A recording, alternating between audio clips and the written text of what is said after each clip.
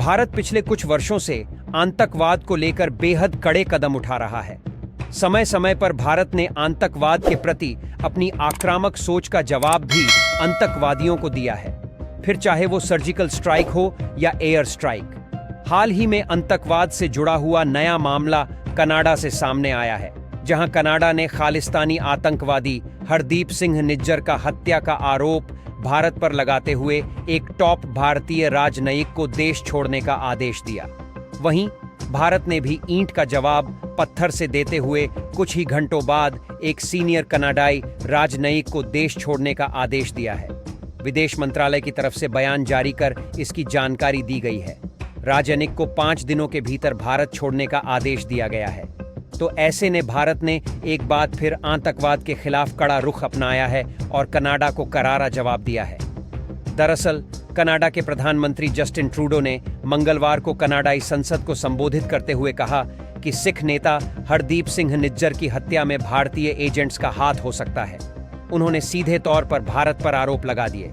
सिर्फ इतना ही नहीं, बल्कि कनाडा की विदेश मंत्री ने भी यही बातें कहीं। इसके बाद भारत ने बयान जारी कर कनाडा के आरोपों को खारिज कर दिया। भारत ने कहा कि कनाडा का हत्या का आरोप लगाया बेहद ही बेतुका और राजनीति से प्रेरित है। विदेश मंत्रालय की तरफ से जारी किए गए बयान में कहा गया, भारत में कनाडा के हाई कमिश्नर को आज बुलाया गया। उन्हें बताया गया कि भारत ने नई दिल्ली में मौजूद एक वरिष्ठ कनाडाई राजनयिक को देश छोड़कर जाने को कहने का फैसला किया है। राजनयिक को 5 दिनों के भीतर भारत छोड़कर जाने को कहा गया है। विदेश मंत्रालय ने आगे कहा, यह फैसला हमारे आंतरिक मामलों में कनाडाई राजनयिकों के हस्तक्षेप और भारत विरोधी गतिविधियों में उनकी भागीदारी पर भारत सरकार की बढ़ती चिंता को दिखाता है। तो आइए जानते हैं कौन है हरदीप सिंह निज्जर। हरदीप सिंह निज्जर प्रतिबंधित अलगाववादी group Sikh for justice SFJ से जुड़ा हुआ था। वह गुरुपतवंत सिंह पन्नू के बाद इस ग्रुप का दूसरे नंबर का नेता था।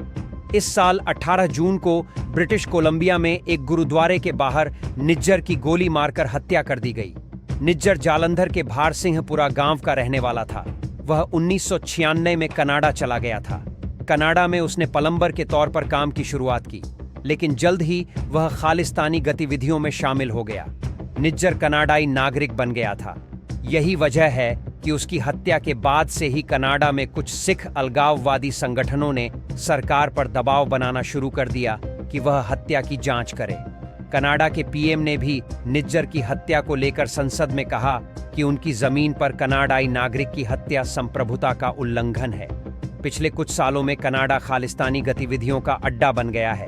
यहाँ कई सारे खालिस्तानी आतंकी छिपे हुए हैं और कनाडा की तरफ से उन पर कोई सख्त कदम नहीं उठाए जा रहे और भारत लगातार इस बात का विरोध करता आ रहा है। पिछले कुछ समय से खालिस्तान बनाने के मांग ने जोर पकड़ा हुआ है। भारत में भी खालिस्तानी अमृतपाल ने आग लगाने की कोशिश की थी, परंतु भारत व पंजाब सरकार ने मिलकर उसकी इस आग पर काबू पाया और खालिस्तानी को जेल में डाला।